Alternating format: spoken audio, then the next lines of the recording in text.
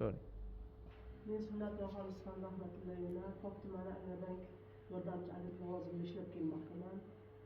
Hozir Bunyodkor mahalla fuqarolar yig'ini quruvchilar ko'chasi mas'ullar xola bilan suhbat o'tkazyapmiz. Mas'ullar xola Agrobankimiz tomonidan kredit olgan. Buni shu mahallamiz tomonidan, bankirlarimiz tomonidan o'rganganimizda ishsizligini hisobga olib kredit ajratganmiz. Kreditdan samarali foydalanib kelmoqda, o'z vaqtida to'lamoqda. Bu fuqaro bilan gaplashganimizda bu kreditni yopib, yana kredit olish maqsadni oldiga reja qilib qo'yibdi. 3 ta ishchi o'rni yaratgan, chevarchilik bo'yicha ishni olib bormoqda. Daromad. Chevarchiligi yaxshi. Daromadlarni shu 55 milliondan 60 millionga yetkazyapti.